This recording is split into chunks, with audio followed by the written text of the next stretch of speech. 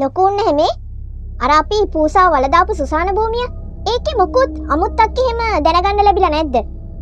ඇයි මහත්තයා මොකක් හරි අමුතු දෙයක්වත් සිද්ධ වුණාද? එහෙම අහන්න හේතුව? අමුතු දෙයක් සිද්ධ වුණාද කියලාත් අහනවා. අපි අර වලදාපු පූසා ඒක ඊරෑ පණ පිටින් ආපහු අපේ ගෙදරට ඇවිල්ලා හිටියානේ. දුවගේ චනේල ගාවට තමයි ඇවිල්ලා හිටියේ. මම ඕක දැනගෙන හිටියා මහත්තයා. ඒ සුසාන භූමිය අමුතු එකක් තමයි. ඒ කියන්නේ මීට කලිනුත් එහෙම වලදාපු සත්තු ආපහු පණ පිටින් ඇවිල්ලා හිටියද? ඔව් මීට කලිනුත් එහෙම සිදුවීම් දෙක තුනක් මේ ගමේ වාර්තා වෙලා තියෙනවා. මහත්තයාගේ දුව ගොඩාක් පූසට ආදරය කරපු නිසා තමයි මම එතන පූසා වල දාන්න කිව්වේ. මම හිතුවේ නෑ හැබැයි ඇත්තටම එහෙම දෙයක් ආපහු සිද්ධ වෙයි කියලා. හැබැයි මහත්තයා කෝකට පරිස්සමින් ඉන්න. පරිස්සමින් ඉන්න? ඇයි ලකුන් නැහැ. එහෙම දෙයක් කියන්න හේතුව? මොකෙන්ද මම පරිස්සම් වෙන්න ඕනි? වල දැම්මට පස්සේ ආපහු මරණයෙන් නැගිටලා එන සතා කලින් හිටපු සතාට වඩා ගොඩාක් වෙනස්. මරණයෙන් නැගිටලා එන සත්තු හරිම දරුණු වෙච්ච අවස්ථා මම මීට කලින් අහලා තියෙනවා. කලින් හිටපු සතා වගේ නෙමෙයි ඒගොල්ලෝ. මොනවා? ඒ කියන්නේ ඒ සතුන්ව ගෙදර අයටවත් පාලනය කරගන්න බැරි වෙලා තියෙනවද?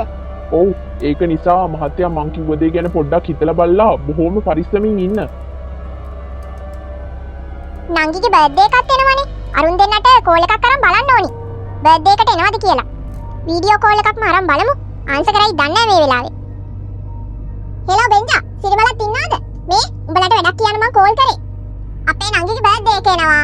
ඒකට අපි කට්ටිය එකතු වෙලා පොඩි පාටියක් දානවා. ගෙදර අය විතරයි. උඹලා දෙන්නටත් එන්න පුළුවන්ද දාට? ඔව් ඔව් මං උඹලා දෙන්නට එන පාර කියන්නම් හරියටම. ගෙදරට ආවට පස්සේ උඹලා ආවෙත් නෑනේ. එහෙනම් ෂුවර් නේ? ඔන්න එහෙනම් අනිවාර්යෙන් වරින් හොඳේ දෙන්නම. හරි එහෙනම් තිබ්බා. බයි. කෝල් කරලා කිව්වට මං හිතුවේ නෑ උඹලා දෙන්න එයි කියලා.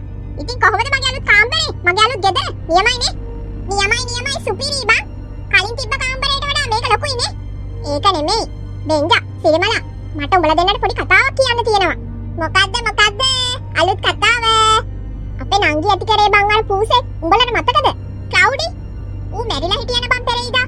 ඊට පස්සේ අපේ තාත්තා ඌ අරන් ගිහිල්ලා මොකද්ද මන්ද සුසාන භූමියක වල දාලා. උඹලට කිව්වට විශ්වාස කරන්නේ නෑ. වල දාපු පූසා එදා රෑම අපේ ගෙදරට ආවනේ බං ආපහු. මොකක්? වල දාපු පූසායි මිනිවල නැගිටලා ආවද? ඒක තමයි මං උඹලා දෙන්නට කිව්වේ. උඹලා දෙන්න මේක කිව්වට විශ්වාස කරන්න හේකුත් නෑ කියලා. ඒ කියන්නේ මේකත් හොල්මන් සිද්ධියක්ද? උඹට නම් බං චාමා යන තැන හොල්මන් අපලේ යන්නම් තියනවා මොකක් හරි. ආයෙත් අහලා මූ ඉපදිලා තියෙන්නේ වැරදි හොල්මන් නැකතකින්ද කොහෙද? පුතාලා අයියෝ බෙදා ගන්නනේ. ඔහොම ලැජ්ජ වෙලා නම් බෑ හොඳේ. පිට ගෙදරට ඇවිල්ලා වගේනේ මේ ළමයි හැසිරෙන්නේ. යන්නේ මට තව ෆ්‍රයිඩ් රයිස් එකක් බෙදන්නකෝ. පේනවනේ අම්මේ සිරිමලා නම් ලැජ්ජ නෑ. කෑම ටික නම් පංකාදු 5යි. හරිම රසයි. අයියා ඔයා මට මොකුත් ප්‍රසන්ට් එකක් දෙන්නේ නැද්ද බර්ත්ඩේ එකට? මං තමසෙත් එක්ක අද දවසේ රණ්ඩු නොවි ඉන්න. ඒක තමයි තමසෙට හම්බෙන බර්ත්ඩේ ප්‍රසන්ට් එක මගේ. මට ඕනේ ආගේ බර්ත්ඩේ ප්‍රසන්ට්. මම යනවා යන්න. අයියෝ චූටි පුතා. ඇයි යන්නේ ඔයා බර්ත්ඩේ එක දවසවත් නංගිත් එක්ක රණ්ඩු වෙන එක නතර කරන්නේ නැත්තේ? පව්වනේ. ඒ ළමයා කන්නේත් නැතුව ගියේ දැන්. නැන්දේ තා ෆ්‍රයිඩ් රයිස් එකක් බෙදන්නකො මට.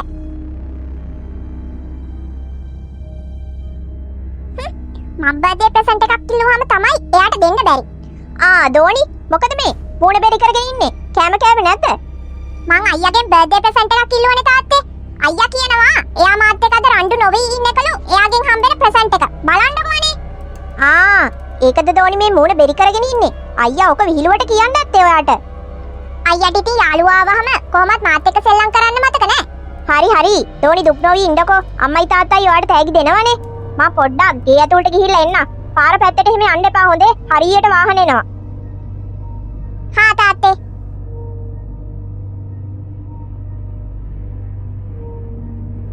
චාමා උඹලා අම්මගේ කෑම නම් මාර රහයි. ඉස්සර වගේමයි බං.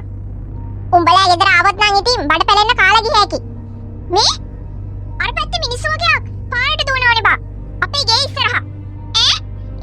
වැටිලා ඉන්නේ අපේ නංගි නේද බං? ඉක්මනට වරෙන් අපේ නංගි තමයි බං වැටිලා ඉන්නේ. මොකද්ද මන්ද වාහනයකට ඇක්සිඩන්ට් වෙලා.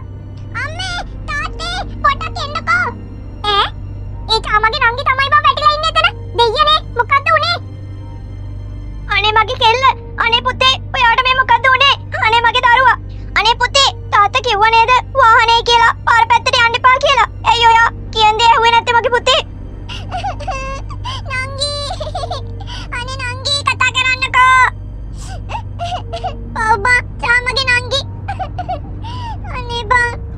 අනේ දෙවියනේ පව් මේ අහිංසක දරුවා මං දැක්කා මොකද මේ දරුවට සිද්ධ වුණේ කියලා එක පාරටම මේ දරුවගේ අර පූසා පාර හරහා පැන්නා මේ දරුවා ගියේ ඒ පූසා බේර ගන්න අනේ පව් අනේ පුතේ මං කොහමද පුතේ ඔයා නැතුව ඉන්නේ අනේ මගේ පුතේ කතා කරන්නකෝ මේ හැමදේම උනේ අර පූසා අපහු මිනිවල නැගිටලා ආවට පස්සේ අනේ දෙයියනේ මොකද්ද මම මේ කරේ අනේ මගේ දරුවට වෙච්ච දෙයක් මහත්තයා මං දන්නවා මහත්තයාට ගොඩක් දුකයි කියලා මහත්තයාගේ එකම දුවනේ ඒත් අර පූසර කරා වගේ නම් ඒ වැඩේ නම් කරන්න එපා ඒ සුසාන භූමියට ගිහිල්ලා ලොකු නැහැ කොහොමද හරියටම දන්නේ මං ඒ දේ කරන්න යනවා කියලා මට නිකන් ඉවෙන් වගේ හිතුණා මහත්තයා ඕක තමයි කරන්න යන්නේ කියලා මහත්තයා ඒ දේ කරොත් ඒක ගොඩාක් භයානකයි මහත්තයාගේ අනිත් දරුවන්ටයි නෝනටයි මහත්තයාටයි ඕක ගොඩාක් බලපානවා ඒ නිසා මං කියන දේ අහලා ඕක කරන්න එපා ඒත් මට මගේ දරුවව ආපහු ගෙන්න ගන්න වෙන ක්‍රමයක් නැහැනේ මට මේක කරලා බලන්නම වෙනවා මගේ ජීවිතේ අවදානමේ දාගෙන හරි මං කොහොම හරි ඒ සුසාන භූමියේ ගිහිල්ලා මගේ දුව වල දානවා මං කියන දේ අහන්න මහත්තයා මට මීට කලිනුත් ඔය වගේ අත්දැකීම් තියෙන නිසායි මං කියන්නේ පූසට වඩා දරුණු දෙයක් තමයි ඊළඟට වෙන්නේ ඇති මට ඔහේගේ කියවිල්ල අහලා දැන් ඇති වෙලා ඔහේ මට උපදෙස් දෙන්න ඕනේ කරන්න ඕනි මොකක්ද කියලා මම මගේ දරුවා ගැන බලා ගන්නම් මම යනවා අයියෝ මේ මහත්තයා මං කියන දෙයක් අහන්නේ නැහනේ ලොකු විනාශයකට තමයි මේ මුල පුරන්නේ දෙයියනේ මං දැන් මොකද කරන්නේ පේන්න නම් කවුරුත් නෑ වගේ ඉක්මනට ආව වැඩේ ඉවරයක් කළා දාන්න ඕනි මගේ දුවේ මට සමා වෙන්න ඔයාව මෙතන වල දානවට ඒත් මට වෙන කරන්න දෙයක් නෑ මේ සත්තුන්ගේ සුසාන භූවියේ ඔයා වැළලුවොත් ඔයා ආපහු එන බව මං දන්නවා ඔයා කොච්චර නපුරු වෙලා ආවත් කමක් නෑ මේ තාත්තා ඔයාව බලා ගන්නම් ආදරේ අනේ දුවේ ඉක්මනට මං ගාවට එන්න අනේ මගේ දරුවව දෙවියෝම ආරක්ෂා කරන්න ඕනි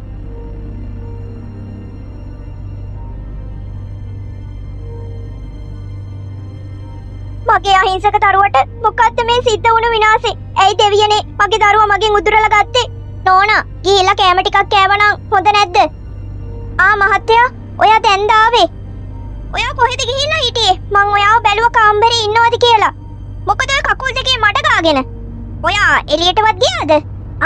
මේ නෑ නිකන් මම මේ පොඩ්ඩක් එළියට ගියා වත්ත පිටිය බල්ලෙන්න.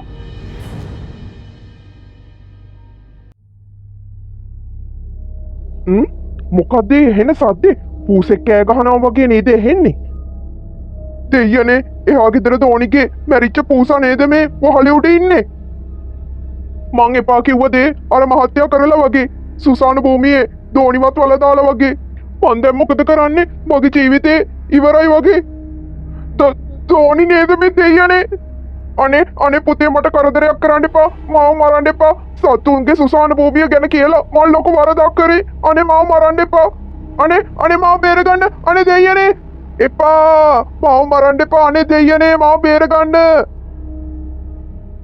මහත්තයා දන්නවද වෙලා තියෙන දේ අර එහා ගෙදර ලොකු උන්නේව කවුරු හරි ඊයේ මරලා දාලා මක් කිව්වා එහා ගෙදර ලොකු උන්නේව මරලා දාලා නෝනාට කවුද කිව්වේ නෝනා කොහොමද දන්නේ කවුද මරලා දාලා තියෙන්නේ අනේ දන්නේ කවුද මරලා දාලා තියෙන්නේ කියලා නම් පව් අහිංසක මිනිසයා දුවගේ දානේ වැඩ කටයුතු වලටත් හරියට උදව් කරා උදේ කිරි අරන් ගිය කිරිකාරයා තමයි මරණේ දැකලා තියෙන්නේ ඒ මිනිසයා පොලිසියට සාක්ෂි දීලාලු කවුදෝ මන් දන්නේ ලොකු පූසෙක් එතන ඉඳලා පැනලා ගියා කියලා ඒ මිනිසයාම තමයි පොලිසියට කෝල් කරලා තියෙන්නේ ඊට පස්සේ මොනවා ඒ මිනිසයා කිව්වා මං එහෙම කරොත් මට භයානක දේවල් වලට මුහුණ දෙන්න වෙයි කියලා ඒ කියන්නේ මගේ බලදාපු දුව ආපහු ඇවිල්ලාද ඒ ලොකු උන්නේව මරලා දාලා තියෙන්නේ දෙයියනේ මම මේ මොකද්ද කරේ තව කෙනෙක්ගේ ජීවිතය අම්මා විනාශ කරාද මොනවා මහත්තයා මේ මොනවා ගැනද කියවන්නේ මට මේ මොකුත් තේරෙන්නේ නැහැ අනේ නෝනා මට සමා වෙන්න ඔයාගේ මගේ පුතාගේ ජීවිතේ දැන් ලොකු අනතුරක